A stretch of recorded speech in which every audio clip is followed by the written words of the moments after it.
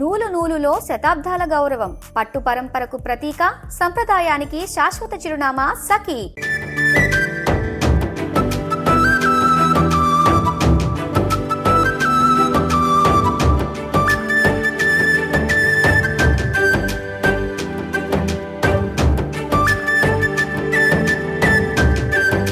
Vijayawada railway station ప్రతిరోజు కూడా వేల మంది ప్రయాణికులు విజయవాడ రైల్వే స్టేషన్లో దిగుతూ ఉంటారు. కొంతమంది కనెక్టివిటీ ట్రైన్స్ కోసమని ఇక్కడ వెయిటింగ్ చేస్తూ ఉంటారు. అయితే వెయిటింగ్ లాంజ్లో ఎంతసేపు అని వెయిట్ చేస్తూ ఉంటారు. ట్రైన్ ఎప్పుడైనా రావచ్చు, దానికోసం వెయిట్ చేస్తూ ఉంటారు.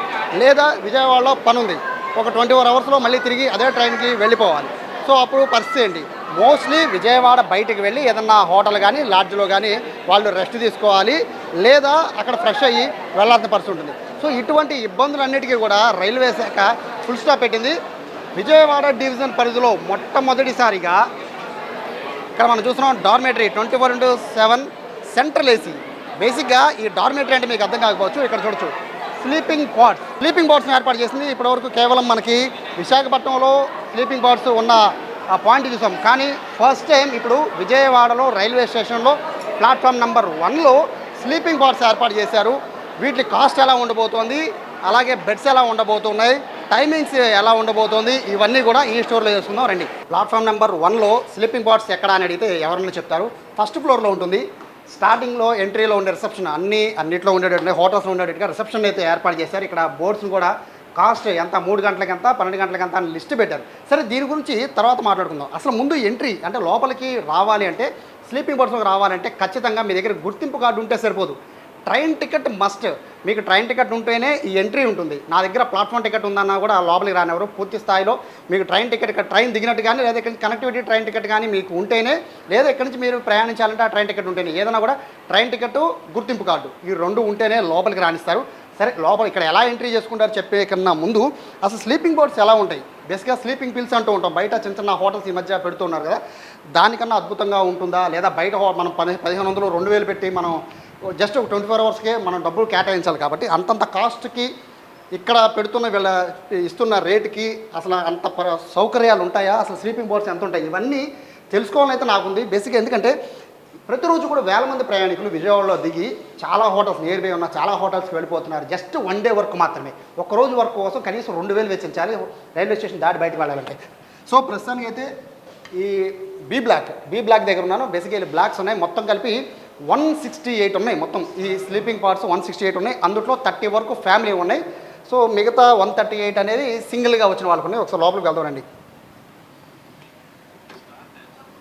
బేసిక్గా ఇక్కడ మనం చూస్తున్న ఇదంతా కూడా థర్డ్ ఏసీ ట్రైన్ కంపార్ట్మెంట్లో ఎలా ఉంటుందో థర్డ్ ఏసీ సేమ్ అదే స్టైల్లో ఇక్కడ ఇచ్చారు. మొత్తం కూడా 2 ఫ్లోర్స్ ఇచ్చారు. బేసిక్గా గ్రౌండ్లో ఒకళ్ళు, అలాగే ఫస్ట్ అండ్ సెకండ్. సో ప్రస్తుతము నేను B28. సో నేను ఇది తీసుకున్నాను, ఈ స్లీపింగ్ పాడ్ నేను తీసుకున్నాను. ఇది నా బెడ్. సో ఇది ఎలా ఉందనే చూసే కంటే ముందు మన చేతిలో ఖచ్చితంగా లగేజ్ ఉంటుంది.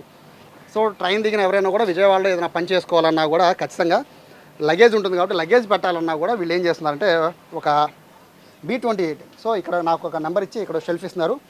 ఆ షెల్ఫ్లో నా లగేజ్ బ్యాగ్ పెట్టేసుకుంటున్నాను. సో క్లోజ్ చేస్తున్నాను. రెస్ట్ తీసుకోవాలి అనుకుంటే కనుక, ఒక పూట రెస్ట్ తీసుకోవాలి అనుకుంటే కనుక, సో ఇది మినిమం 6 feet ఉంది. 5.8 నా హైటు, బట్ అరౌండ్ 6 feetకి దగ్గరగా ఉంది.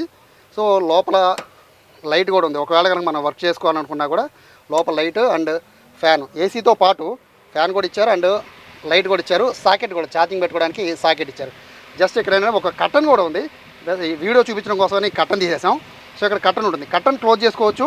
బేసిక్గా మనం ఎప్పుడైనా థర్డ్ ఏసీలో ప్రయాణించే వాళ్ళకి ఈజీగా ఇది అర్థమైపోతుంది ఈ స్లీపింగ్ పాడ్ గురించి. దాదాపుగా 3 feet and 6 feet 3x6 bed లాగా ఇదైతే ఉంది. సో మనకు వర్క్ కంప్లీట్ అయిపోయాక మళ్ళీ సేమ్ బయటకు వచ్చేసి లాకర్లో బ్యాగ్ మనము లాక్ ఉంటుంది, ప్రతిదానికి కూడా లాక్ ఇచ్చారు. సో ఇది మన దగ్గర, ఈ కీ కూడా మన దగ్గర ఉంటుంది. ఈ కీ మన దగ్గర పెట్టుకుని వెళ్ళిపోవచ్చు, లేదా ఇక్కడ పెట్టుకుని విజయవాడలో అమ్మవారి గుడికి వెళ్ళాలి అంటే కనుక ఇక్కడ నుంచి మనం వెళ్ళిపోవచ్చు. కానీ ఇక్కడ అందరికీ ఒక డౌట్ రావచ్చు, జస్ట్ రెస్ట్ తీసుకోవడానికి మాత్రమేనా అనుకుంటే కాదు. దీంట్లో మనము ఫ్రెష్ అవ్వడానికి కూడా ప్రత్యేకంగా ఇక్కడ వాష్రూమ్స్ని ఇచ్చారు. బేసిక్గా మనము రైల్వే స్టేషన్స్లో లాంజెస్లో చూస్తుంటాం వాష్రూమ్స్, బట్ దానికన్నా భిన్నంగా ఇక్కడ వాష్రూమ్స్ ఉంటాయి. ఎక్కడికక్కడ జెంట్స్ టాయిలెట్స్ అని రాస్తుంది. సో మనకి ఏ ఇబ్బంది లేకుండా ఉండేందుకు ఇక్కడ జెంట్స్ టాయిలెట్స్కి ఉంది. ఈ బ్లాక్ దగ్గరికి వచ్చాక మీకు జెంట్స్ టాయిలెట్ అనేది కనబడుతుంది. సో ఎక్కడ చూసినా ఇవే దాదాపుగా మనకు 168 ఉన్నాయంటే అర్థం చేసుకోవచ్చు ఇవి ఎంత హ్యూజ్గా వీటిని కట్టారో. సో యూటిలైజ్ చేసుకోవడానికి అయితే సిద్ధంగా ఉన్నాయి. అన్నీ కూడా పూర్తిగా ఏసీనే, నాన్ ఏసీ అయితే ఆల్మోస్ట్ ఏవి లేవు. సో ఇక్కడ వాష్రూమ్స్ దగ్గరికి వస్తే అరౌండ్ 2 ఇచ్చారు జెంట్స్ టాయిలెట్స్ కూడా. అవి కూడా ఎలా ఉన్నాయో చూద్దాం. ఎందుకంటే మనం రెస్ట్ తీసుకుంటే సరిపోదు, మనం ఫ్రెష్ అయ్యేది కూడా అంతే కంఫర్ట్గా ఉండాలి. సో ఇంకోటి ఏంటంటే స్మెల్ రాకుండా ఉండాలి కాబట్టి ఇక్కడ వర్కర్లు కూడా ఉన్నారు, ఇక్కడ క్లీన్ చేస్తున్నాం అని చెప్తున్నారు కాబట్టి. సో ఇక్కడ మనం బ్యాగ్ లోపలికి వచ్చి ఇక్కడ మనం పెట్టుకోవడానికి అంటే మనకు సంబంధించిన బట్టలు కానీ ఏమైనా టవల్స్ కానీ పెట్టుకోవడానికి ఇక్కడ ఇచ్చిన తర్వాత నెక్స్ట్ నేరుగా ఇట్లా వాష్రూమ్లోకి వచ్చేయచ్చు. బ్రష్ చేసుకున్నా, స్నానం చేద్దాం, షవర్ చేద్దామన్నా కూడా. సో వాష్రూమ్స్ ఇవి ఇక్కడ వీళ్ళు ఇచ్చిన కంఫర్ట్స్. సో జస్ట్ మనం వచ్చామా, రిఫ్రెష్ అయ్యామా, వెళ్ళిపోయామా అని కాకుండా ఇక్కడ వాళ్ళు మనకి పడుకోవడానికి బెడ్తో పాటు ఈ విధంగా టాయిలెట్స్ ఫెసిలిటీ అనేది కూడా ఇస్తున్నారు. ప్రస్తుతానికి అయితే నీట్గా ఉంది, ఎందుకంటే ఇది ఓపెన్ చేసిన నిన్నే కాబట్టి ప్రస్తుతానికి అయితే నీట్గా ఉంది. చూడాలి ఇక్కడ ప్రయాణికులు పెరిగిన తర్వాత మెయింటెనెన్స్ ఎలా ఉంది అనేది చూడాలి. ఎందుకంటే ప్రతి చోట కూడా ఈ మెయింటెనెన్స్ దగ్గరే అంతా ఇబ్బంది వస్తూ ఉంటుంది. ఎందుకంటే రైల్వే అనేది మెయింటెనెన్స్, ట్రైన్లో మెయింటెనెన్స్ తెలుసు కదా. సో ఇది ఈ విధంగానే మెయింటెనెన్స్ ఉంటుందా చూడాలి. ఒకవేళ మనం బయట కూర్చోవాలనుకుంటే కూడా ఈ విధంగా చైర్స్ వేసి ఉంచారు. దీంతోపాటు ఒక టీవీ కూడా ఫ్రంట్ ఉంటుంది, ఒకవేళ మనం కూర్చొని చూడాలి అంటే ఫ్రంట్ ఒక టీవీ కూడా ఇచ్చాను. సో ఇది స్లీపింగ్ పార్ట్స్కి సంబంధించింది. ఇప్పుడు మనం చూసింది సింగిల్ది కదా, ఇక్కడ మనం చూసింది సింగిల్వి, అంటే మనం సింగిల్ పార్ట్స్ చూసాం. ఫ్యామిలీ వస్తే ఏంటి పరిస్థితి, ఒక 2-3 ఫ్యామిలీ వచ్చారు, చిన్నపిల్లలతో వచ్చారంటే అది ఇట్లా ఉంటుంది. ఒకసారి మనం చూస్తున్నాం కదా బెడ్, కనీసం ఇక్కడ మనం 3కి రెస్ట్ తీసుకోవడానికి బెడ్ ఇచ్చారు. ఇది అంతే సేమ్ 6 దాదాపు 6x6 లాగా అనిపిస్తుంది. సో ఇక్కడ 3 రెస్ట్ తీసుకోవచ్చు, 3 ఉన్నాయి. సో ఇలాంటివి 30 ఉన్నాయి. అంటే 30 ఫ్యామిలీస్ వస్తే కనుక వాళ్ళు ప్రశాంతంగా ఇక్కడే ఉండి ఫ్రెష్ అయిపోయి ఇక్కడి నుంచి నేరుగా సొంత పనుల కోసం వెళ్ళిపోవచ్చు. సో చూడడానికైతే అద్భుతంగానే ఉంది, ఏర్పాట్లు అయితే బాగానే ఉన్నాయి, సౌకర్యాలు ఉన్నాయి, వైఫై ఉంది, అన్నీ ఉన్నాయి. బట్ దీని కాస్ట్ ఎంత, ఇది చాలా ఇంపార్టెంట్. సో ప్రస్తుతం ఒక్కసారి బోర్డు చూడొచ్చు. 3 గంటల సేపు కనుక ఇక్కడ మీరు దీంట్లో రెస్ట్ తీసుకోవాలంటే సింగిల్ బెడ్ అయితే కనుక 200, డబుల్ బెడ్ అయితే 350. 12 గంటలు తీసుకోవాలంటే కనుక 400 రూపాయలు సింగిల్, 600 రూపాయలు ఫ్యామిలీకి అయితే అంటే 600 పడుతుంది. 24 అవర్స్ అంటే మనం అమ్మవారి గుడికి వచ్చినా లేదా అమరావతికి వచ్చినా లేదా బిజినెస్ పని మీద వచ్చినా కూడా ఒక 24 గంటలు మనం ఇక్కడ ఉండాలి అనుకుంటే కనుక 600 పే చేస్తే చాలు. ఫ్యామిలీ అయితే 800. బేసిక్గా విజయవాడ వచ్చే అనేక మంది వన్ డే ట్రైన్స్లోంచి వచ్చే అనేక మంది కూడా వన్ డే వచ్చి వెళ్ళిపోతూ ఉంటారు. విజయవాడ రైల్వే స్టేషన్ దాటాక బేసిక్గా ఎంత ఉంటుందంటే మినిమం 1500 రూపాయలు లేనిదే ఎవరు కూడా బెడ్ ఇవ్వరు. సో మనం వర్క్ ఉండేది 2-3 అవర్స్ మాత్రమే. మనం వాస్తవంగా అయితే మనం ఆ లాడ్జెస్లో కానీ హోటల్స్లో కానీ ఉంటాం, మిగతా అంతా కూడా వర్క్ చూసుకోవడానికి వెళ్తాం. అమ్మవారి గుడికే వెళ్ళాలి. సో లగేజ్ పెట్టి వెళ్ళడానికి 1500 రూపాయలు అక్కడ ఛార్జ్ చేస్తూ ఉంటారు బయట హోటల్స్లో. బట్ ఈ విధంగా రైల్వే అధికారులు తీసుకున్న ఏ నిర్ణయంతో ఇన్ని ఏవైతే మనము చూస్తున్న ఈ పార్ట్స్ ఉన్నాయో స్లీపింగ్ పార్ట్స్, దీనివల్ల జస్ట్ 24 అవర్స్లో 600 రూపాయలు పే చేస్తే చాలు ప్రశాంతంగా ట్రైన్ దిగచ్చు. లేదా ఎగ్జామ్ రాయడానికి వచ్చారు స్టూడెంట్స్, ఇక్కడ రావచ్చు, ఒక 600 రూపాయలు మనం పే చేసుకోవడం, ఇక్కడ మనం 24 అవర్స్ అంటే మనం సంబంధించిన లగేజ్ అంతా ఇక్కడ పెట్టుకోవడం, ఇక్కడ నుంచి ఎగ్జామ్ సెంటర్కి వెళ్ళి ఎగ్జామ్ రాసుకుని తిరిగి వచ్చేసి మళ్ళీ ఫ్రెష్ అయ్యి మళ్ళీ ట్రైన్కి మనం వెళ్ళిపోవచ్చు. సో చాలా అద్భుతంగా అయితే ఇక్కడ ఏర్పాట్లు అయితే చేశారు. వైఫై దగ్గర నుంచి మొదలు పెట్టుకుని, సెక్యూరిటీ దగ్గర నుంచి మొదలు పెట్టుకుని, సీసీ కెమెరాల దగ్గర నుంచి మొదలు పెట్టుకుని, ఇలా ప్రతిదీ కూడా ఎవరికి కూడా ప్రయాణికులకి ఇబ్బంది కలగకుండా ఉండే విధంగా అయితే ఏర్పాట్లు చేశారు. అసలు సో దీని వెనక ఉద్దేశం ఏంటి అంటే కేవలం ప్రయాణికులకి సంబంధించి అంటే బయట హోటల్స్కి తీసుకెళ్ళి భారం అని భావించారా, లేదా ప్రయాణికులకి ఇంక మరింత మెరుగైన ఈ సౌకర్యాలను ఇచ్చేయాలనే కోణంలో ఇది పెట్టారా అనేది తెలుసుకునే ప్రయత్నం చేద్దాం. ప్రస్తుతం మనతో ఉన్నారు రైల్వే డిపార్ట్మెంట్కి సంబంధించిన పిఆర్ఓ ఉన్నారు. సో ఆవిడ అడిగి మన వివరాలు తెలుసుకున్నాం. సో ప్రస్తుతం రైల్వే పిఆర్ఓ ఉన్నారు నుస్రత్ గారు. మేడం నమస్తే. యాక్చువల్గా కాన్సెప్ట్ చాలా బాగుంది. వైజాగ్లో తప్ప విజయవాడలో ఏదైనా ఎప్పటి నుంచో బాధపడుతున్నాం, బట్ చాలా బాగుంది, నీట్గా మెయింటైన్ చేస్తున్నారు. బట్ ఇలా కంటిన్యూగా మెయింటైన్ చేయాలని అయితే కోరుకున్నాం. సో అంటే కాన్సెప్ట్ ఏంటంటే ఇట్లా తీసుకురావాలి అనేది కాన్సెప్ట్ తీసుకొచ్చారు. కానీ పర్టికులర్గా ప్యాసింజర్స్ డిలే కోసమా లేకపోతే వెయిటింగ్ కోసమా? Sir, it is not for delay. Idi passengers, Vijayawada is now a hub. Amravati is coming up. So ikkada chaala mandi students exam rastunnarku.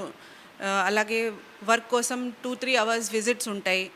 So if they want to get a nice sleep, resting place is not available at the stations.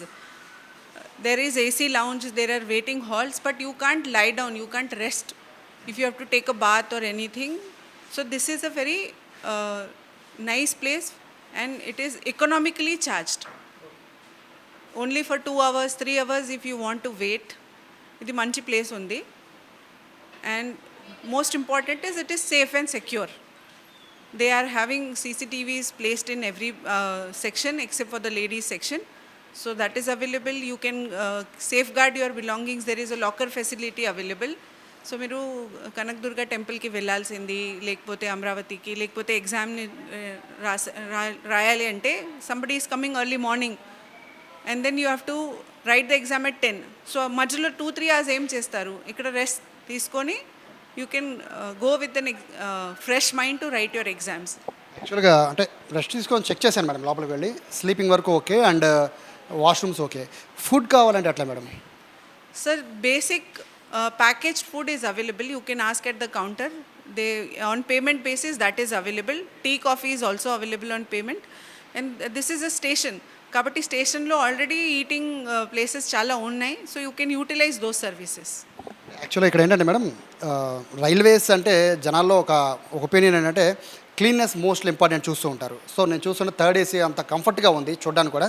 But cleanness అనేది స్టార్టింగ్లో బాగానే ఉంటుంది. అంటే ఎంతమంది ఇక్కడ మనం work చేస్తాం, monitoring ఎలా ఉండబోతుంది రైల్వే నుంచి? సో ఇక్కడ ప్రస్తుతంగా 6 people are working in 1 shift. అలా 3 shifts రన్ చేస్తున్నారు. So 24 hours there is a service available. Cleaning is as and when it is needed, that is being done. And we hope that people will also continue to help us maintain this cleanliness because it is meant for people. So from our end, we will ensure that all these things are taken care of and that cleanliness will be maintained for a longer period. యాక్చువల్గా ticket ఉంటేనే లోపలికి entry అని నాకు information madam. But ఇప్పుడు platform ticket లేకపోతే నా కొంతమంది కోసం వెయిటింగ్ చేయాలి నేను. సో అట్లాంటి వాళ్ళు ఇక్కడికి లోపలికి ఎంట్రీ ఉంటుందండి? కాదు. ప్లాట్ఫామ్ టికెట్స్ వాళ్ళకి ఇక్కడ ఎంట్రీ లేవు. Only with a valid PNR. Whether you are getting down from a train or you are supposed to board a train. అలా ఆ వెయిటింగ్లో ఖచ్చితంగా PNR టికెట్ ఉండాల్సింది, రిజర్వేషన్ టికెట్ ఉండాల్సింది.